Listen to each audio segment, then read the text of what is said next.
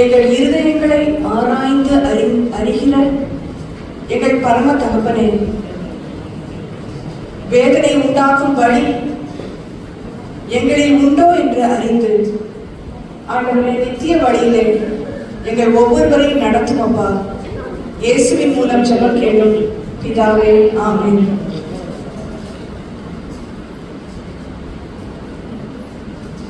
சின்ன பிள்ளைங்களுக்குலாம் ஒருவேளை இது என்னடா யோசிக்கலாம். இருதயம்னா எவ்வளவு பெருசு இருக்குன்னு தெரியுமா? எவ்வளவு பெருசு? உள்ளங்கை சைஸா? எவ்வளவு பெருசு? குட்டி பிள்ளைங்களா உங்க கையை மடக்கிக்கலாமா? எவ்வளவு பெருசு இருக்கும்? அப்ராக்சிமேட்டா எவ்வளவு இருக்கும்? நம்ம கை மூடுனா எவ்வளவு இருக்குமோ அவ்வளவு என்ன இருக்கும்? நம்ம சைஸ்ல நம்ம உள்ள இருதயம் இருக்கும். ஆனா இது நம்ம யாராவது பார்த்துருக்கோமா? பார்க்கல. ஆனா யாரு பார்க்கிறா? கர்த்தாதி கர்த்தர் நம்ம ஒவ்வொருவருடைய இருதயத்தையும் அவர் பார்க்கிறதுக்கு மட்டும் வல்லவர் அல்ல, அதை பரிசோதிக்க அவர் ஒருவர் தான் வல்லவர். ஒருவேளை எத்தனை மருத்துவர் இருக்கலாம், நம்ம எவ்வளவு ஹார்ட் செக்அப்லாம் போலாம், நம்ம டாக்டர் கிட்ட நிறைய நேரம் கூட போலாம். ஆனா இருதயத்தை ஆராய்ந்து அறிந்து அதை நிறுத்து பார்க்கக்கூடிய வல்லமை யாருக்குதான் இருக்கு? கர்த்தாதி கர்த்தர் இயேசுவுக்கு மட்டும்தான் இருக்குது. சின்ன பிள்ளைங்க கொஞ்ச நேரம் நீங்க இதுக்கு போகனால, சண்டே ஸ்கூலுக்கு போக முன்னால நம்ம ஒரு சில காரியத்தை மட்டும் நம்ம படிச்சுக்கலாம், குட்டி பிள்ளைங்க இருக்கிறனால. சரியா? 3 விதமான பரிசோதனைக்கு இன்று கர்த்தர் உங்களை என்னையும் அழைக்கிறார். நம்ம ஒருவேளை பயப்படலாம், ஐயோ எனக்கு போய் டெஸ்டா, நான் டெஸ்ட்டுக்கெல்லாம் வரமாட்டேன், நான் பரிசோதனைக்கெல்லாம் வரமாட்டேன்னு ஒரு சில நம்ம ஓடி கூட போயிடலாம். அப்படிதானே? டெஸ்ட் எனக்கெல்லாம் தேவையே இல்லை அப்படின்னு சொல்லி கூட நம்ம பயந்து கூட இருக்கலாம். ஆனா இன்னைக்கு உங்களையும் என்னையும் கர்த்தர் சொல்லுகிற ஒரே ஒரு வார்த்தை என்னன்னா, எபிரேயர் 3:15 எப்படி போட்டுருக்குது? இன்று அவருடைய சத்தத்தை கேட்பீர்களாகி கோபம் மூட்டுதலினால் உண்டானது போல நீங்க என்ன பண்ணக்கூடாது? உங்கள் இருதயத்தை கடினப்படுத்தாதீர்கள் என்று சொல்லி இருக்கிறது. அப்ப இருதயத்தை கடினப்படுத்தக்கூடாதான். கடினம்னா எப்படி இருக்கும்? கல்லு மாதிரி, அப்படிதானே? இப்படி இருதயம் கல்லு மாதிரி இல்லாம சாஃப்டா சதை போல ஆண்டவர் சொல்ற சத்தம் நம்மளுக்கு நல்லா, ஏசப்பா சொல்ற சத்தம் நம்மளுக்கு கேட்கணும்னா 3 விதமான இருதயம் நம்மளுக்கு இருக்க கூடாதான். 3 விதமான இருதயம் நம்மளுக்கு இருக்கணும். சின்ன பிள்ளைங்களும் நம்ம சேர்ந்து சொல்லலாம், அவங்க சண்டே ஸ்கூல் போகணும்னால எப்படிப்பட்ட இருதயம் நம்மளுக்கு இருக்கணுமா? பொல்லாப்பான இருதயம் இருக்க கூடாது, ஆனா பக்குவப்படுத்தப்பட்ட இருதயம் இருக்கணும். முதல்ல சின்ன பிள்ளைங்க எல்லாம் சொல்லலாமா? என்ன இருதயம் இருக்க கூடாது? பொல்லாப்பு. சத்தமா சொல்லலாம், பொல்லாப்பு. பொல்லாப்புன்னா என்னது? ரொம்ப கெட்ட இருதயம், அப்படிதானே? ஈவில். பொல்லாப்பு இந்த இருதயத்துக்குள்ள இருக்க கூடாது. ஆனா பக்குவப்படுத்தணும்னா வளரணும் அந்த இருதயம். யாருக்குள்ள? கர்த்தருக்குள்ள வளரணும். அதான் முதல்ல. 2வது ஞானம். யாருக்கெல்லாம் நல்லா படிக்கணும்னு ஆசை? இங்க இருக்கிற குட்டி பிள்ளைங்களுக்கு யாருக்கெல்லாம் ஆசை? எல்லாருக்கும் நல்லா படிக்கணும், நம்ம பிள்ளைங்க நல்லா படிச்சு முன்னுக்கு வரணும் அப்படின்னு சொல்லி ஆசை, அப்படிதானே? வெறும் ஞானம் உள்ள இருதயம் மட்டும் போதுமா? இல்லைன்னா யோசித்து பாருங்க, என்ன இருதயம் வேணும்ன்றத யோசித்து பார்க்கணும். வெறும் ஞானம் உள்ள இருதயம் மட்டும் வேணுமா? புறக்கணிக்கப்படாத ஒரு இருதயம் வேணுமா அப்படின்னு சொல்லி நம்ம யோசிக்கணும். புறக்கணிக்கப்படாத நீ போ அப்படின்னா என்ன? நீ போன்னு தள்ளி விடுற ஒரு வாழ்க்கை, அந்த வாழ்க்கை எனக்கு வேண்டாம். கடைசியா என்ன நம்ம பார்க்க போறோம்? மாறுபாடான இருதயம் எனக்கு வேண்டாம். என்ன இருதயம் வேண்டாம்? மாறுபாடான இருதயம். அப்படின்னா நம்ம என்ன ஒண்ணு இங்க பார்த்துட்டு போவோம், மாறு கண்ணு பார்த்துருக்கீங்களா? யாருக்காவது இருக்கிறது? பார்க்குற மாதிரி இருக்கும், ஆனா என்ன இருக்கும்? பார்க்க மாட்டாங்க, அப்படித்தானே? அப்ப மாறுபாடான இருதயம் எனக்கு வேண்டாம், ஆனா பூரிப்பான இருதயம், அப்படின்னா மகிழ்ச்சியா சந்தோஷமா இருக்கிற இருதயம் எல்லாருக்கும் வேணும் தானே? அது எனக்கு வேணும் அப்படின்னு சொல்லி நம்ம ஜெபம் பண்ணலாம். சரி, இப்ப நம்ம எல்லாரும் நம்ம இருதயத்தை ஒருமுகப்படுத்திக்கலாம். ஏன்னா சின்ன பிள்ளைங்க இப்பதான் போயிருக்காங்க. நம்ம என்ன பண்ண போறோம்? நம்ம இருதயத்தை கர்த்தருக்குள்ள நம்ம ஒருமுகப்படுத்தணும். கர்த்தருக்குள்ள நம்ம ஒருமுகப்படுத்தும் போது மறுபடியும் நம்ம என்ன பார்த்தோம்? என்ன இருதயம் நம்மளுக்கு தேவை? ஃபர்ஸ்ட் பரிசோதனை, முதல் டெஸ்ட் நம்ம இருதயத்துக்கு. உங்க இருதயமும் என் இருதயமும் எப்படிப்பட்ட இருதயம்? பொல்லாப்பான இருதயமா, இல்லைன்னா இது புறக்கணிக்கப்படாத இருதயம்? முதல்ல புறக்கணிக்கப்படாத இருதயத்தை பார்ப்போம், சரியா? பொல்லாப்புன்றது ஒரு வார்த்தையை நம்ம பார்த்தோம்னா நம்ம யாராவது நம்ம பொல்லாதவங்க நம்ம ஒத்துக்குவோமா? நம்ம யாராவது ஒத்துக்குவோமா? நம்ம பொல்லாதவங்க அப்படின்னு நம்ம ஒத்துக்குவோமா? நம்ம எல்லாருமே என்ன சொல்லுவோம்? நாங்க நல்லவங்க, எங்க குடும்பம் ரொம்ப நல்ல குடும்பம், நாங்க ரொம்ப நல்ல குடும்ப வழியிலிருந்து வந்திருக்கோம் அப்படின்னு தானே சொல்லுவோம். ஆனா ஆண்டவருடைய கணக்குப்படி, இயேசு கிறிஸ்துவினுடைய ஒரு கணிப்புப்படி நம்மலாம் யாரு? எல்லாருமே வழி தப்பி பொல்லாப்பு. ஏன் நம்மளுக்கு நம்ம சொல்றோம்னா, மத்தேயுல என்ன போட்டிருக்குது? மத்தேயு 7வது அதிகாரத்துல நம்ம இதை வாசிக்கிறோம். ஒரு தகப்பன் தன் மகனுக்கு அவன் என்ன கேட்டா? அப்பத்தை கேட்டா கல்ல கொடுப்பானா? மீனை கேட்டா பாம்ப கொடுப்பானா? ஆனாலும் ஆகையால் என்ன போட்டிருக்குது? பொல்லாதவர்களாகிய நீங்கள் உங்கள் பிள்ளைகளுக்கு நல்ல ஈவுகளை கொடுக்க அறிந்திருக்கும் போது. அப்ப நம்மலாம் யாரு? நம்மலாம் யாரு? ஏன்? கர்த்தருடைய ஸ்டாண்டர்ட், அவருடைய தராசுல நம்ம இருதயத்தை அவர் நிறுத்தார்னா நீங்களும் நானும் யாருதான்? பொல்லாதவர்கள் தான். அப்ப இந்த பொல்லாப்பு நம்ம இருதயத்துல இருக்குதுன்னா உங்களுக்கும் எனக்கு ஒரு டெஸ்ட். முதல் டெஸ்ட் என்னன்னா, நீங்களும் நானும் அவருடைய வார்த்தைக்கு கீழ்ப்படிந்து அடங்கி இருக்கிறோமா, இல்லைன்னா நம்மளுக்கு அந்த அடங்குற குணமே கிடையாதா? என்ன குணம் நம்மளுக்கு? அது ஸ்டபர்ன். இங்கிலீஷ்ல என்னது? ஸ்டபர்ன். நம்ம ஸ்டபர்னா ரிபெல்லியன். ஸ்டபர்ன் இல்லைன்னா என்ன வார்த்தை? ரிபெல்லியன். அந்த தமிழ்ல என்ன போட்டிருக்குதுன்னா, ஓசியா 4வது அதிகாரம் 16வது வசனத்துல, இஸ்ரவேலே நீ அடங்காத கிடாரியை போல அடங்காதிருக்கிறாய், ஆனால் நான் என்ன பண்றேன்? கர்த்தராகிய நான் விஸ்தாரமான வெளியிலே ஆடுகளை மேய்ப்பது போல உன்னை அலைய பண்ணுவேன். என்ன அர்த்தம்? பொல்லாப்பு இருக்கிற இருதயத்துல என்ன இருக்குது? அடங்காத குணம். இந்த அடங்காத குணம் இருக்கும் போது உங்களுக்கும் எனக்கு என்ன இருக்குது? ஆண்டவர் என்ன செய்யறாரு? நம்மள ஆட மாதிரிதான் மேய்க்கிறாரு. ஆனா அங்க என்ன இருக்குது? அலைஞ்சு திரிகிற ஒரு வாழ்க்கை இருக்குது.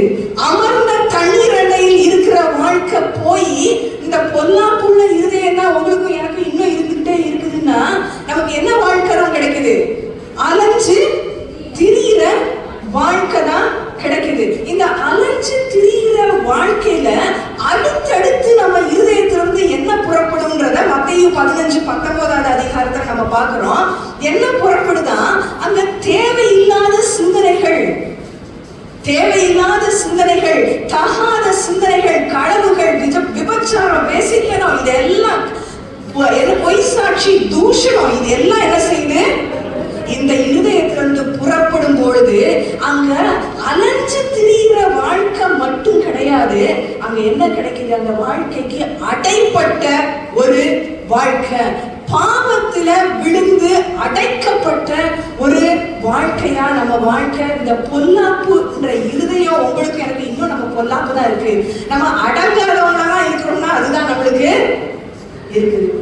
ரீசெண்டா நாங்க சென்னையில போயிட்டு இருக்கும்போது ஒரு பெரிய போஸ்டர் இருக்கு. அந்த போஸ்டரை பார்த்தா ஒரு பெரிய பேனர் கட்டி வச்சிருக்காங்க. அதுல நிறைய இந்த மாதிரி சின்ன பிள்ளைங்க வாலிபருடைய முகம். அந்த முகத்துல ஒரு பெரிய கேப்ஷன், அதுக்கு அடியில ஒரு வரி எழுதி இருக்குது, நாங்க அடங்க மாட்டோம்னு ஆண்டவனுக்கே தெரியும். யோசித்து பார்த்தீங்களா? நானும் என்னடா இது, இப்படி ஒரு போஸ்டர், இப்படி நிறைய முகங்கள், நல்ல யூத் பசங்களோட முகம், ஆனா என்ன எழுதி இருக்குது? நாங்க அடங்க மாட்டோம்னு ஆண்டவனுக்கு தெரியும்ன்றத மட்டும் எழுதி வச்சுட்டாங்க. ஆனா நாங்க அந்த அடங்காம இருக்கிறதுல இருந்து அடுத்த ஸ்டெப்புக்கு அடுத்த அடி எடுத்து வைப்போன்ற ஒரு உணர்வுள்ள இருதயம் இல்ல.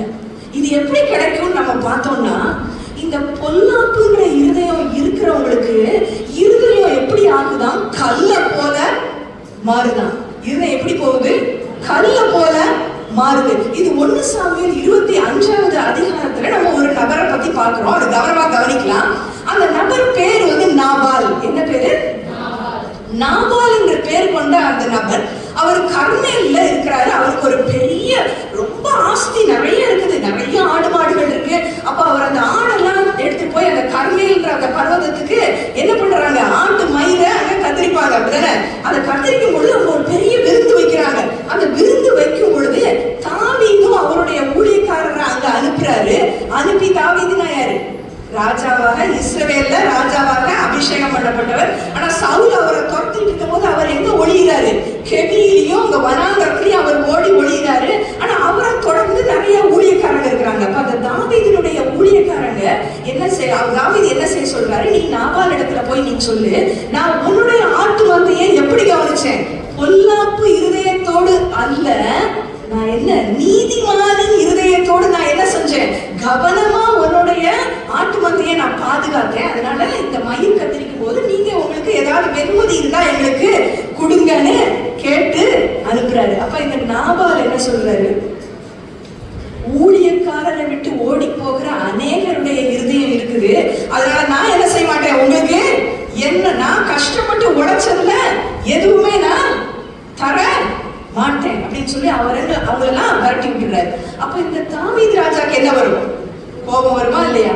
நம்ம கஷ்டப்பட்டு இன்னொருத்தருடைய ஆட்டு மந்தைய வனாந்தரத்துல, காடுல, கெபியில நம்ம என்ன செஞ்சிருக்கோம்? காப்பாத்திருக்கோம். ஆனா இந்த பொல்லாப்பான இருதயம் உள்ள இந்த மனுஷன், இந்த நாபால் என்ன சொல்றாரு? ஒண்ணுமே உங்களுக்கு கிடையாது அப்படின்னு சொல்லி அவங்க என்ன செய்யறாரு? துரத்தி விடுறாரு. ஆனா இதை கேள்விப்பட்ட அவருடைய மனைவியாகிய அபிகாயில் என்ன பண்றார்? உடனே அந்த ராஜாவினிடத்துல, அந்த ராஜாவாக அபிஷேகம் பண்ணப்பட்டு ஆனா இன்னும் அவர் ராஜாவா ஆகல. இந்த தாவீது அவர்கிட்ட என்ன பண்றாரு? இந்த அபிகாயில் ஒரு கழுதையில ஏறி உடனே ஓடுறான். அவன் என்ன சொல்றான்றத நம்ம சொல்லுவோமா? 1 சாமுவேல் 25வது அதிகாரத்துல சொல்றீங்களா? யார் சொல்ல போறா?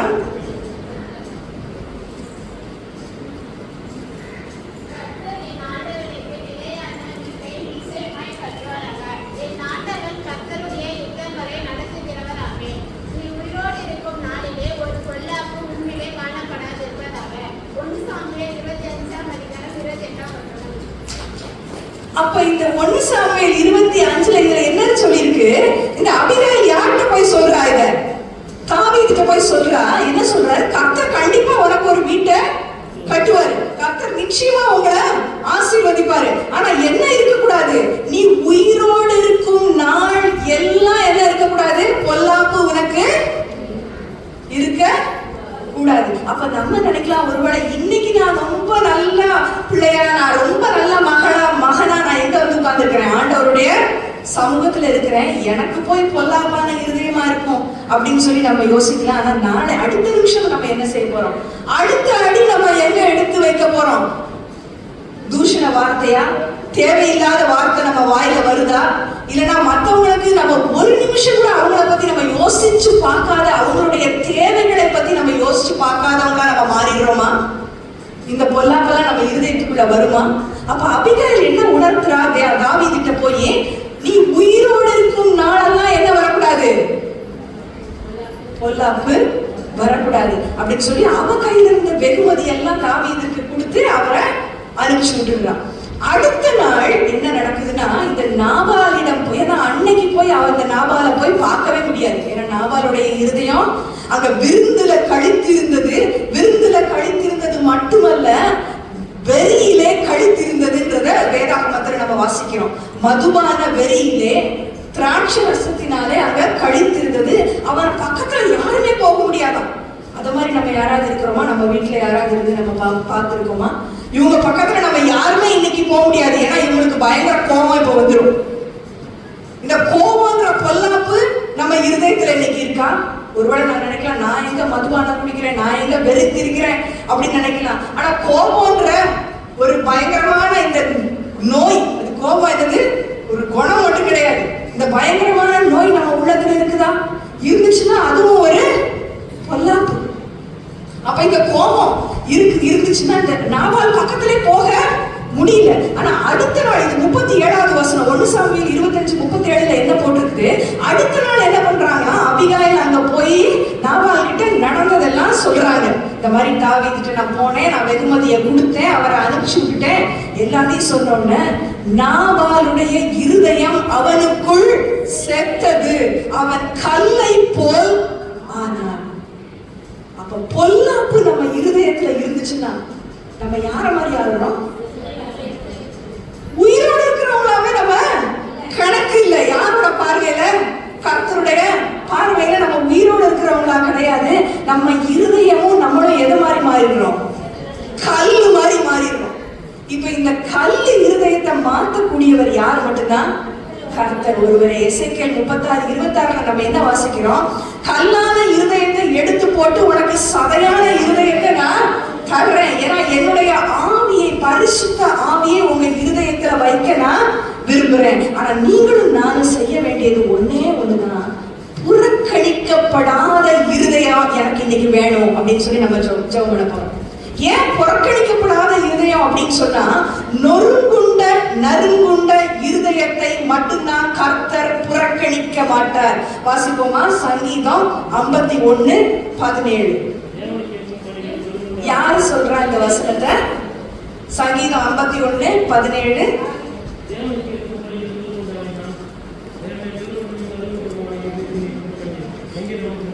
தேவனுக்கு கேட்கும் பலி. அப்ப பொல்லாப்பான இருதயம் நம்மளை விட்டு விலகணும்னா உங்க இருதயத்தையும் என் இருதயத்தையும் பலிபீடத்துல வைக்கணும். ஜீவ பலியா நீங்களும் நானும் மாறினாதான் பொல்லாப்பான இருதயம் உங்களை என்னைய விட்டு அகல முடியும். புது சிருஷ்டியா நீங்களும் மாற முடியும். புதுசான சுத்தமான இருதயத்தை என் உள்ளத்துல நீங்க தாங்க. எனக்குள்ள இந்த புது இருதயம், சுத்தமான இருதயம் வேணும்னு கேட்கணும்னா பலி வெறும் ஆடு மாட பலி செலுத்தினா பத்தாது. வேற எந்த பலியும் பத்தாது. எந்த பலி தேவை? இருதயம். உங்க இருதயத்தை பலியா இன்னைக்கு ஆண்டவருடைய பலிபீடத்துல வச்சீங்கன்னா தான் கடினமான இருதயத்தை மாற்றக்கூடியவர் யாரு? கர்த்தர் ஒருவரே.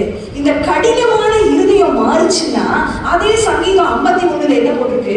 உங்க உள்ளத்துல உண்மையை நீர் விரும்புகிறீர். உள்ளான எலும்பு கூட என்ன பண்ணுமா? அங்க மகிழ்ச்சியா களி கூறுமா. எலும்பு கூட அங்க என்ன பண்ணுமா? மகிழ்ச்சியா களி கூறுமா. உன் உதடுகள் அவருடைய புகழை பாடும். இன்னைக்கு நம்ம பாட்டு பாடணும். ஒரு சில பாடல் பாட முடியல, ரொம்ப லேட் ஆயிட்டோன்னு. ஆனா நம்ம முடிச்ச உடனே இப்போ ஒரு சில பாட்டு பாடலாம். சந்தோஷம் பொங்குதேங்கிற பாட்டு நம்மளுக்கு ரொம்ப பிடிக்கும்ல. சந்தோஷம் பொங்குதே நம்ம எப்ப பாட முடியும்? வழி தப்பி நான் திரிந்தேன், பாவ பழிய நான் சுமந்து அலைந்தேன். ஆனா யார் வந்து என்ன தூக்கி எடுத்தாங்க? ஏசப்பா வந்து என்ன தூக்கி எடுத்துட்டாங்க. ஆனா அதுக்கு என்ன நீங்களும் நானும் செய்யணும்? பலி என்ன கொடுக்கணும்? உங்க இருதயத்தையும் என் இருதயத்தையும் இன்னைக்கு ஆண்டவருடைய சமூகத்துல ஜீவ பலியா இன்னைக்கு ஒப்பு கொடுப்போமா? இப்படி ஒப்பு கொடுத்தீங்கன்னா ஒரு கல்லு போதுமா? இன்னைக்கு நம்ம முடிச்சோன்னா ஆளுக்கு ஒரு கையில ஒரு என்ன வாங்கிக்கலாம், ஒரு சின்ன கல்லு. என் கல்லான இருதயத்தை நீங்க மாத்துங்க ஆண்டவரே. ஆனா ஒரு கல்லு போதும். தாவீதுக்கு என்ன இருந்துச்சு கையில? ஒரே ஒரு கூழாங்கல். அந்த ஒரே ஒரு கூழாங்கல்னால யார் வீழ்த்தப்பட்டா? கோலியாத். அப்ப கோலியாத் மாதிரி எவ்வளவு கஷ்டம் வந்தாலும், எவ்வளவு போராட்டம் வந்தாலும் ஒரே ஒரு கல்லு போதும். எப்ப பொல்லாப்பான இருதயம் வந்து எந்த இருதயமா மாறணும்? புறக்கணிக்கப்படாத இருதயமா மாறணும். ஏன்னா நறுங்குண்ட இருதயத்தை மட்டும்தான் கர்த்தர் என்ன பண்ண மாட்டாரு? புறக்கணிக்க மாட்டார். என்ன தள்ளி போட மாட்டார். தள்ளி போட முடியாது. ஏன்னா நம்ம யார் பக்கத்துல ஓடி வந்து ஒளிஞ்சுக்குவோம்? அவருடைய செட்டைகளுக்கு கீழே நம்ம வந்து ஓடி ஒளிஞ்சுக்குவோம்.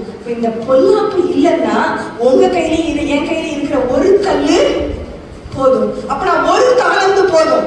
ஆண்டவரே எனக்கு இந்த ஒன்னே ஒண்ணுதான் இருக்கு, எனக்கு வேற ஒண்ணுமே இல்லை ஆண்டவரே, நான் மட்டும்தான் இருக்கேன் அப்படின்னு சொல்றவங்க இங்க இருக்கீங்களா?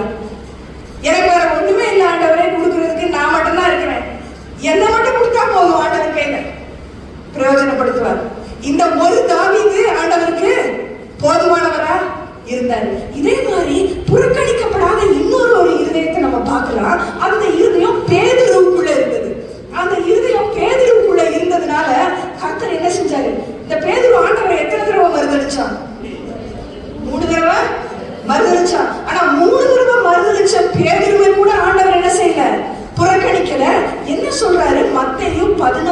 18.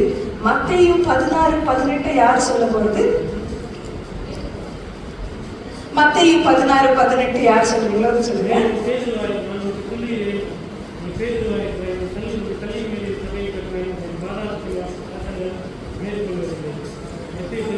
நீ பேதுருவாய் இருக்கிறாய், இந்த கல்லின் மேல் என் சபையை கட்டுவேன், பாதாளத்தின் வாசல் அதை மேற்கொள்வது இல்லை. அப்படின்னா என்ன அர்த்தம்? சாத்தானுடைய எந்த சதி ஆலோசனையும் சபைய மேற்கொள்ளாது. ஒரு கல்லுதான் இந்த பேதுரு. இந்த பேதுருவாகிய அப்போஸ்தலன் மேல சபை கட்டப்பட்டது.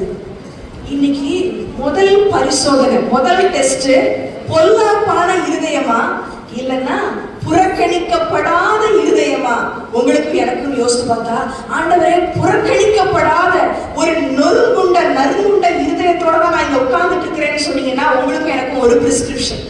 நம்ம எல்லாரும் சேர்ந்து இன்னைக்கு பிரிஸ்கிரிப்ஷன் எழுதலாம். பிரிஸ்கிரிப்ஷன் என்ன? மாத்திரை சீட்டு, மருந்து சீட்டு. நம்ம எல்லாரும் சேர்ந்து எழுதுவோமா? என்ன எழுத போறோம்? மத்தேயு 16:18 நம்ம இன்னைக்கு எழுத போறோம். என்ன எழுத போறோம்? மத்தேயு 16:18. சத்தமா வாசிக்கலாமா எல்லாரும்?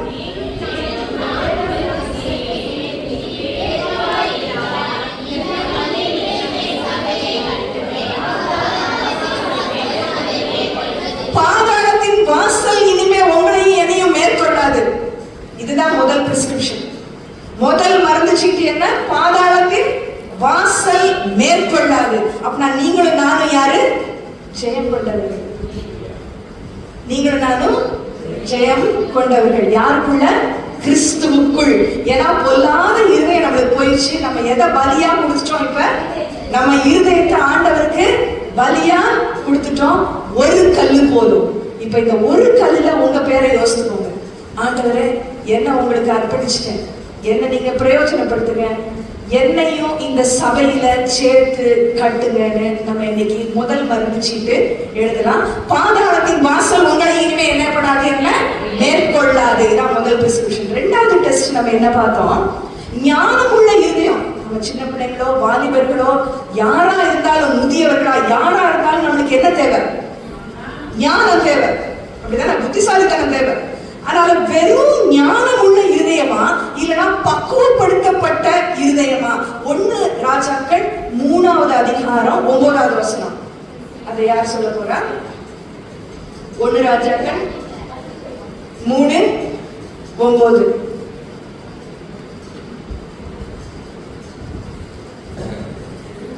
சரி, அதுல வந்து என்ன போட்டிருக்குன்னா, சாமுவேல் தீர்க்கதரிசி அவர் இறந்துடுறாரு. அதுக்கப்புறம் யார் ராஜாவா வர்றா? யார் வர்றா? தாவீது வர்றாரு. அப்புறம் தாவீதுக்கு அப்புறம் யார் வர்றா? சாலமன் ராஜா. அப்படிதானே? சாலமன் ராஜா என்ன கேட்கிறாரு? ஞானம் உள்ள இருதயத்தை எனக்கு தாரும் ஆண்டவரே. எதுக்கு?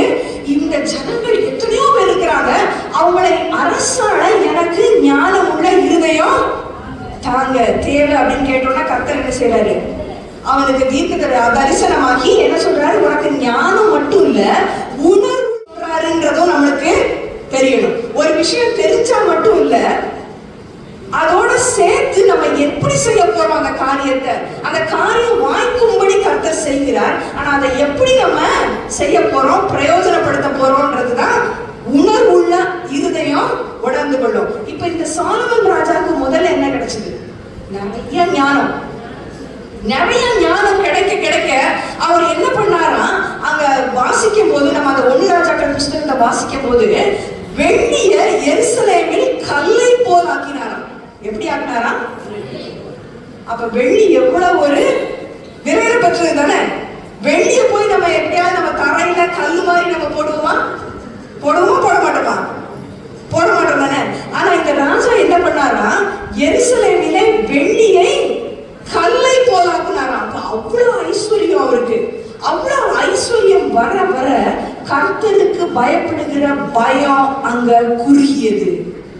ஞானமும் ஐஸ்வர்யமும் அங்க பெருகியது. ஆனா கர்த்தருக்கு பயப்படுகிற பயம் குறுகியது. கர்த்தருக்கு பயப்படுகிற பயம் குறுகின போது பார்த்து சொல்றாரு, நீ ரதங்களெல்லாம் நாடாத, நீ போய் குதிரை வீரர்களை வாங்காத, தேவையில்லாததை நீ வாங்காத. நிறைய நேரம் ஆண்டவர் நம்மளோட சொல்லுவார்ல, நம்மளோட புத்திமதி சொல்லுவாரு, நமக்கு நிறைய பேர் மூலமா ஆலோசனை சொல்லுவாரு, நீ இதை வாங்காத, நீ இந்த தேவையானதெல்லாம் செய்யாத அப்படின்னு சொல்லும்போது நம்ம என்ன செய்வோம்? அததான் ஃபர்ஸ்ட் செய்வோம். அப்படிதானே? நிறைய நேரம் நம்ம இருதயத்துக்கு கூட என்ன செய்வோம், நம்ம என்ன செய்வோம், நான் செஞ்சு பார்த்தா என்ன, இதை நான் பார்த்தா என்ன, என் போன்ல நான் இதை பார்த்தா என்ன, யார் என்னை பார்க்க போறா அப்படின்னு சொல்லி நம்ம நினைக்கிறோம், நம்ம கணக்கு போடுறோம். ஆனா அங்க கர்த்தருடைய வார்த்தை அங்க கிளியரா இருந்தது, நீ எகிப்துக்கு போகாத, நீ ரதங்களை வாங்காத. ஆனா இந்த சாலமன் ராஜா என்ன பண்ணாரா, 1400 ரதம் வாங்கினாராம். 1 2 இல்ல, எவ்வளவு வாங்கினாரு? 1400 ரதத்தை வாங்கினாராம். 12,000 குதிரை வீரர்களை சேர்த்தாராம். அது மட்டும் இல்ல, நமக்கு எல்லாருக்கும் தெரியும் அவருக்கு எத்தனை மனைவிமார்கள்லாம் இருந்தாங்க. அப்படிதானே? ஆஸ்தி, அந்தஸ்து, தேவையில்லாத சம்பத்து, இதுல நீங்களும் நானும் மாட்டிட்டு இருக்க கூடாது. இந்த ஞானம் கர்த்தர் எப்ப தருவார்னா, இது பக்குவப்படுத்தப்பட்ட உணர்வுள்ள இருதயமாக மாறும் பொழுது. இது எஸ்ரா என்ற ஒருத்தர் இருந்தாரா. இப்ப இந்த சாலமனோட ஞானம் வந்து என்னது? பக்குவப்படுத்தப்படாத ஞானம். யாராவது எஸ்ரா வாசிக்கிறீங்களா? எஸ்ரா 7:10. எஸ்ரா 7:10.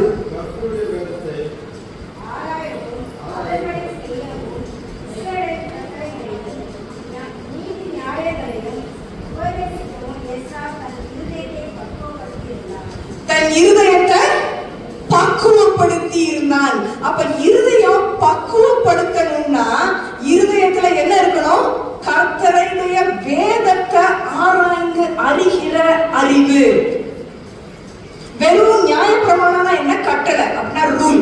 ஒரு ரூல் போட்டா மட்டும் நம்ம ஃபாலோ பண்றோமா?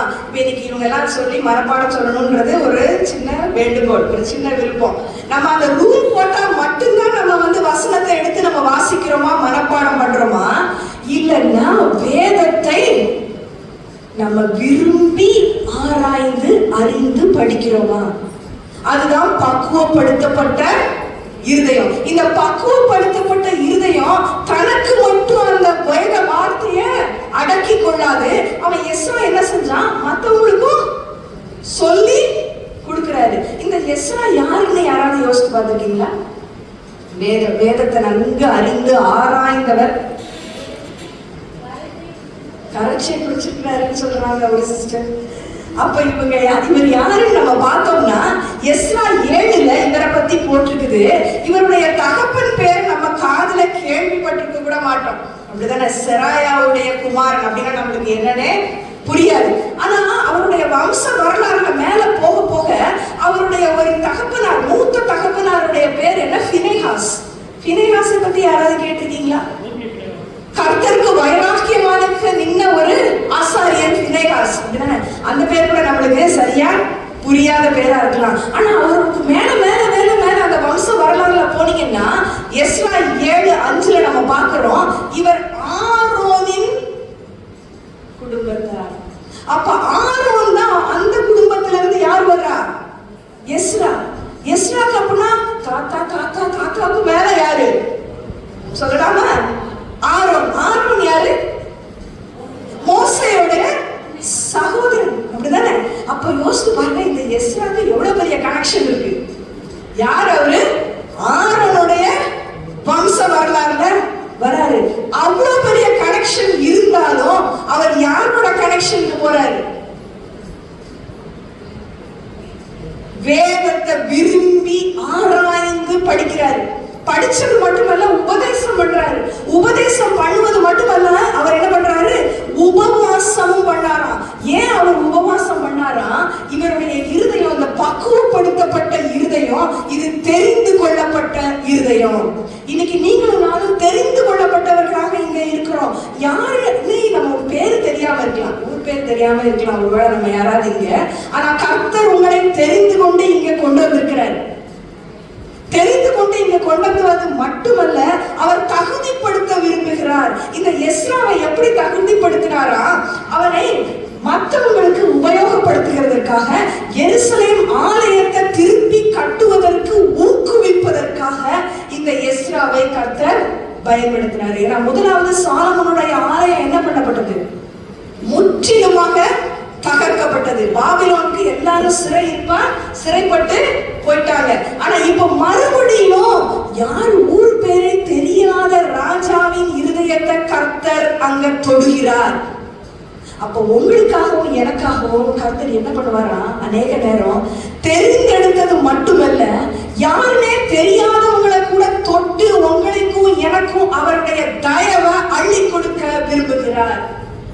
இன்னைக்கு உங்களுக்கும் எனக்கும் அவருடைய தயவு தெரியாதவங்க மூலமா கூட இங்க வர வாய்ப்பு இருக்கிறது. ஏன்? அன்னைக்கு எஸ்ராவுக்கு தெரியாத ஒரு ராஜா, தெரியாத சிறையிருப்புக்கு போன ஒரு ராஜாவின் கண்ட தயவு கிடைச்சதுனால அந்த ராஜா என்ன சொல்றாரு? பொண்ணு வெள்ளி எல்லாத்தையும் நீ எடுத்துட்டு போ. எங்க? சிறையிருப்புல இருந்து இல்ல, சிறையிருப்புல இருந்து பாபிலோன்ல இருந்து நீ எங்க போ? எருசலேமுக்கு போய் மறுபடியும் பரலோகத்தின் ராஜாவுடைய ஆலயத்தை நீ கட்டு. அதுக்கு நான் தரேன். ராஜாவின் கஜானாவில் உள்ள அந்த பொருள் எல்லாமே செலவு செய்யப்பட்டது ஒரு லிமிட்டோட. ஆனா செலவு செய்ய உத்தரவு கொடுக்கப்பட்டது யாருக்கு? இந்த எஸ்ராவுக்கு. அப்ப பக்குவப்படுத்த இருதயம் இன்னைக்கு உங்களுக்கு எனக்கு ஏன் தேவைன்னா, கர்த்தர் உங்களை தெரிந்தெடுத்தது மட்டுமல்ல, அவர் உங்களுக்கும் எனக்கும் அவருடைய தயவை, ஃபேவர், ஆண்டவருடைய தயவை உங்களுக்கும் எனக்கு உங்க கரத்திலையும் எனக்கு என் கரத்திலையும் கொடுத்து அவருடைய தயவுள்ள கரத்தினால உங்களை மூடி மறைக்க அவர் விரும்புகிறார். அதை மூடி மறைக்க மட்டுமல்ல, உங்கள் கரங்களை திடப்படுத்த விரும்புகிறார். எஸ்ராவுடைய கரம் அங்க திடப்படுத்தப்பட்டது. அவன் திருப்பி வர்றான். அங்க செருபாபேல்ன்ற ஒருத்தர் இருக்கிறாரு. அவர் மூலமாக மறுபடியும் சாலமோனுடைய தேவாலயம் கட்டப்பட்டது.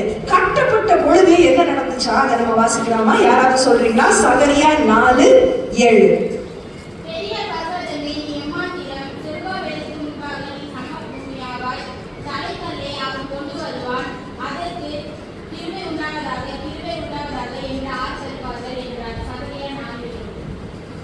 சகரியா 4:7 என்ன போட்டிருக்குது? செருபாபேலே, நீ என்ன பண்ண போற?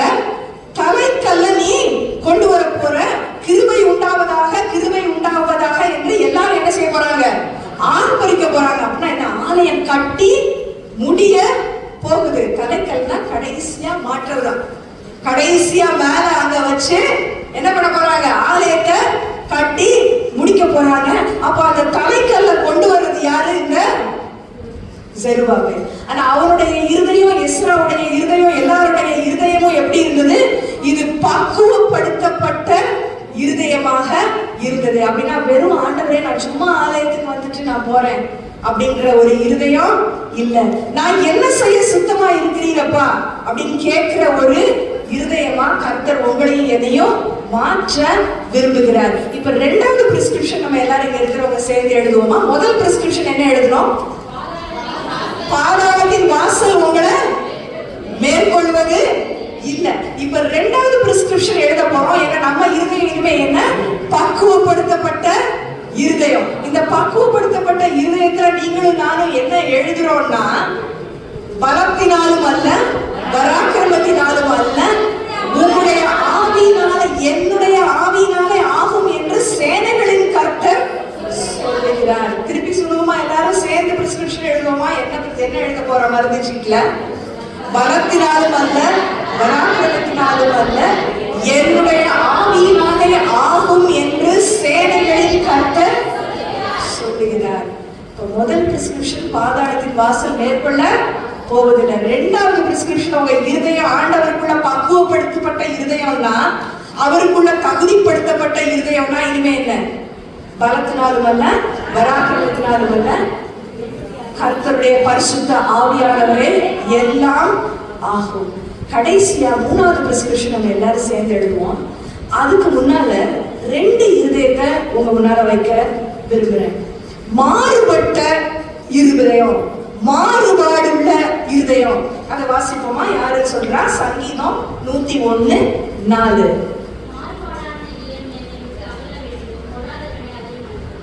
மாறுபாடுள்ள இருதயம் என்னை விட்டு அகல வேண்டும். நம்ம முதல்ல பார்த்தோம், மாறுகண்டு இருந்துச்சுன்னா நம்ம என்ன செய்வோம்? இங்க இருக்கிற மாதிரி இருப்போம். நிறைய பேர் இப்ப அப்படிதான் இருக்கிறோமா என்னன்னு தெரியல எனக்கு. இங்க இருக்கிற மாதிரி, இங்க உட்கார்ந்து இருக்கிற மாதிரி இருப்போம். ஏசப்பா நான் உங்களே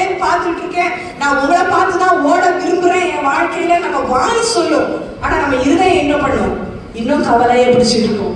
இன்னும் பாவம்ன்ற ஒரு பெரிய மூட்டைய பிடிச்சிட்டு இருக்கோம். இன்னும் இச்சைன்ற ஒரு பெரிய குழிக்குள்ள விழுந்துட்டு இருக்கோம்.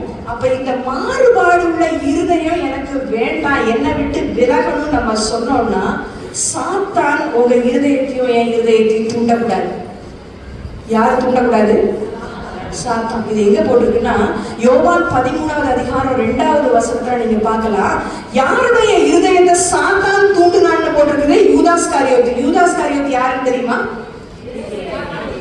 காட்டி கொடுத்தவன் நம்மளுக்கு எல்லாருக்கும் தெரியும். ஆனா இந்த யூதாஸ் காரியோத்துடைய இருதயத்தை முதல்ல தூண்டுனது யாரு? சாத்தான். பிசாசானவன் இருதயத்தை முதல்ல தூண்டுனான். ஆனா இருதயத்தை தூண்டின போது அவன் எங்க உட்கார்ந்துட்டு இருந்தான்?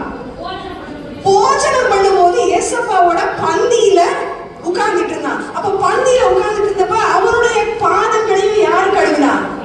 ஏசப்பா கழுவினாங்க. அப்ப அவனுடைய பாதமும் கழுவப்பட்டுச்சு, ஆனா இருதயம் கழுவப்படல. அப்ப மாறுபாடுள்ள இருதயம்னா, கர்த்தர் ஏசப்பா உங்க ரத்தத்தினால, உங்க பரிசுத்த ரத்தத்தினால என் இருதயத்தை அனுதினமும் கழுவுங்கன்னு சொல்லாத ஒரு இருதயம் தான் மாறுபாடுள்ள இருதயம். இங்க ஏசப்பா கிட்டே தான் உட்கார்ந்துட்டு இருப்போம், ஆனா நம்ம சிந்தனை எங்க போயிட்டு இருக்கோம்? வேற எங்கேயோ போயிட்டு இருக்கோம். அப்ப இருதயத்தை தூண்டி விடுவது யாரு? பிசாசம். ஆனா அதே அதிகாரத்துல 13வது அதிகாரம் 27வது வசனத்தை பார்த்தோம்னா, சாத்தான் இருதயத்துக்குள்ள நுழைஞ்சிட்டான். யாரோட இருதயத்துக்குள்ள? யூதாஸ் காரியோத்தோட இருதயத்துக்குள்ள நுழைஞ்சிட்டான். அப்ப தூண்டுவதற்கு முதல்ல இடம் கொடுத்தவன் கடைசியில என்ன பண்றாரு? உள்ள புகுறதுக்கும் இடம் கொடுத்துட்டான். நம்ம அப்படி கொடுத்துருக்கோமா? என்னைக்காது நம்ம கொடுக்காம இருக்கிறதுக்கு கர்த்தருடைய கிருபை போதும், அவருடைய ரத்தம் போதும். இந்த ரத்த கோட்டைக்குள்ள நீங்களும் நானும் இருக்கணும்னா அதுல ஒரு ஆவிக்குரிய போராட்டம் உண்டு. பாக்குறது நம்மளுக்கு ஒண்ணு தெரியும். அங்க சுத்தி உட்கார்ந்துட்டு பார்த்தாங்க. முதல்ல என்ன பார்த்தாங்க? அடடா, இந்த யூதாஸ் காரியத்தை இங்க இருக்கிறான்னு முதல்ல அவங்களுக்கு தெரிஞ்சுச்சா? தெரியல தானே? அப்ப ஆவிக்குரிய போராட்டத்துல முதல்ல ஒரு சில காரியங்கள் தான் நம்மளுக்கு வெளிப்படுத்தப்படும். போக போக கிறிஸ்து உயிர் தெழுந்த பின்னர் அவங்களுக்கு எல்லாம் புரிஞ்சுது. ஓஹோ, இந்த யூதாஸ் காரியத்தை இங்க இருந்தா.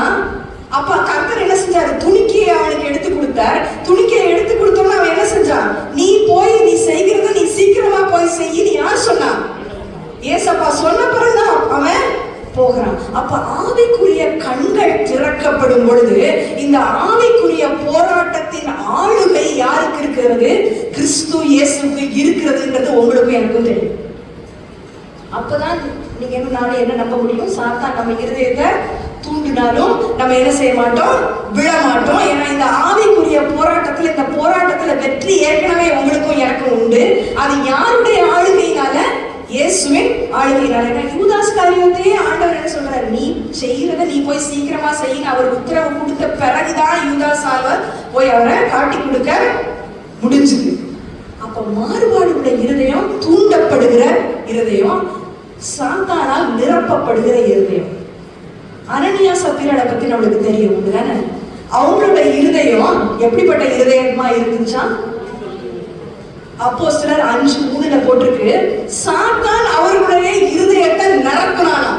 எதற்கு? பொய் சொல்லுவதற்கு. நம்ம ஒருவேளை மதுவான குடிச்சிருக்க மாட்டோம், ஒருவேளை நம்ம கோபமே பட மாட்டோம், சாந்த குணம் உள்ளவங்களா இருப்போம். ஆனா எவ்வளவு நாள் நம்ம பொய் சொல்லு, எவ்வளவு நேரம் நம்ம பொய் சாட்சி சொல்லியிருக்கோம், இல்லைன்னா நம்ம எங்கேயாவது பொய் கையெழுத்து போடுறதுக்கு நம்ம சம்மதிச்சிருக்கோம். யோசித்து பார்க்கலாம். சாத்தான் தூண்டுவதற்கோ இருதயத்தை நிரப்புவதற்கோ நம்ம இடம் கொடுக்க கூடாது. இது ஆவிக்குரிய போராட்டம். ஆனா இந்த போராட்டத்தை உங்களுக்கும் எனக்கும் ஏற்கனவே வெற்றியாக்கி விட்டது யார்? கிறிஸ்து இயேசு. இப்படிப்பட்ட இருதயத்துல இனிமே வெறுமையா இருக்கக்கூடாது. போராட்டம் நடந்துருச்சு, நம்ம தூண்டப்படல, நம்ம இருதயத்தை சாத்தான் நிரப்பல. ஆனா எப்படி இருக்கக்கூடாதா? வெறுமையா இருக்கக்கூடாது. அது பூரிப்பான இருதயமாக இருக்கணும். அப்படின்னா சந்தோஷத்தினால, கர்த்தர் தருகிற சந்தோஷத்தினால, சமாதானத்தினால நிரப்பப்பட்ட ஒரு இருதயமா இருந்துச்சுன்னா அதுதான் கடைசி பிரிஸ்கிரிப்ஷனை எழுத முடியும். நம்ம வாசிக்கலாமா? சங்கீதம் 16. சங்கீதம் 16 யார் சொல்றது?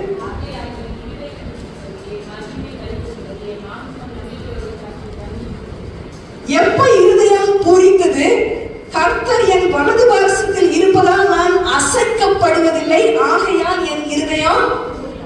பூரித்தது.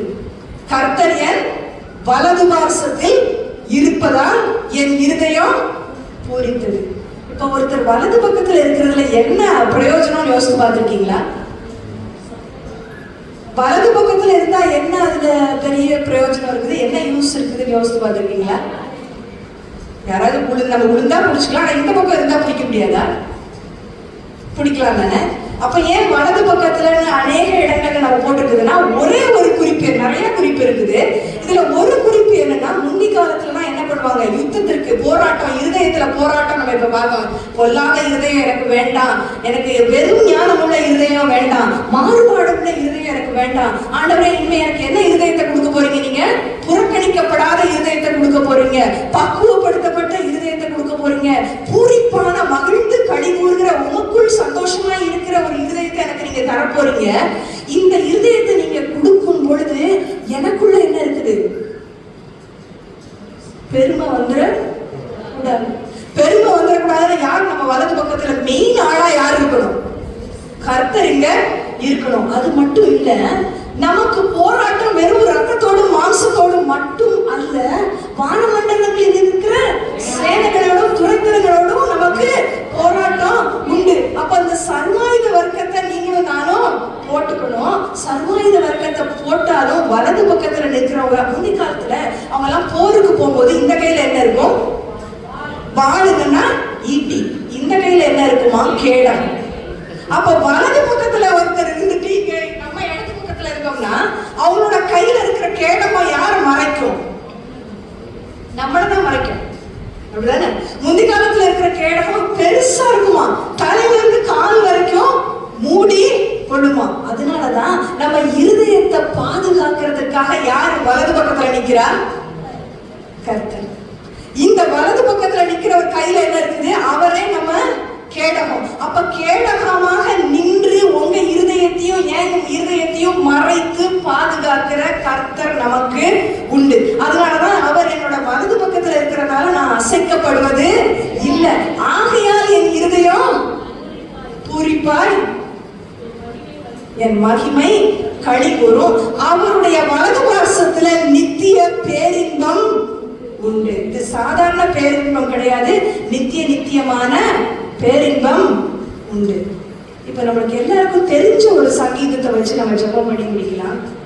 ஆண்டவரே, இவை பொல்லாத இருதயம் எனக்கு வேண்டாம், நறுங்குண்ட இருதயம் புறக்கணிக்கப்படாது, அந்த இருதயத்தை எனக்கு தாங்க.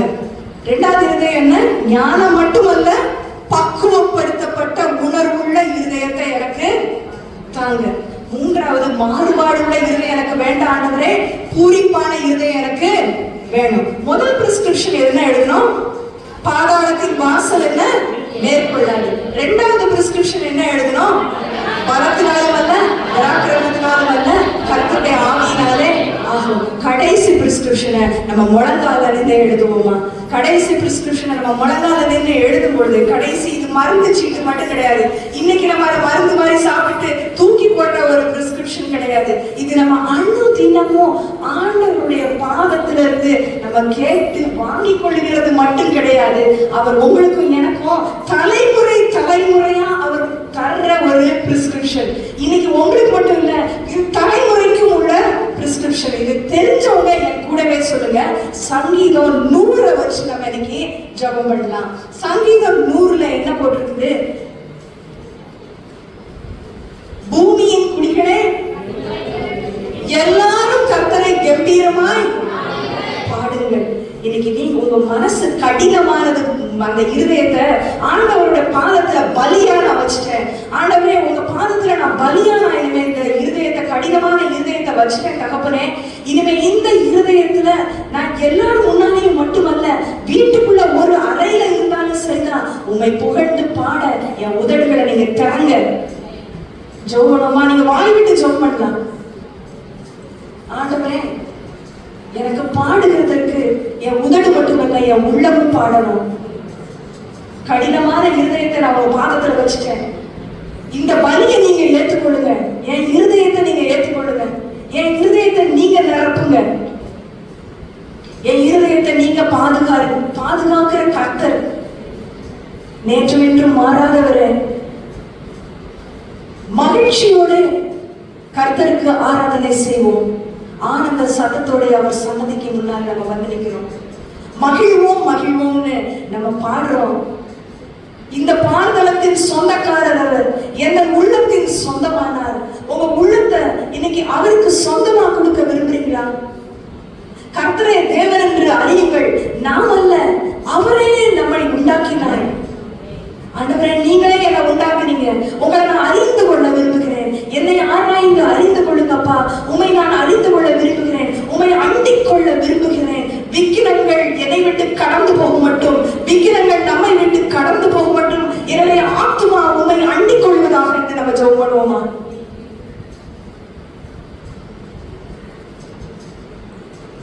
அவர்களுடைய வாசல்களில் துதியோடும் துதிப்போம் துதிப்போம். நம்முடைய கர்த்தரை துதிப்போம், ஸ்தோத்திரம் சொல்லலாம், நன்றி சொல்லலாம்.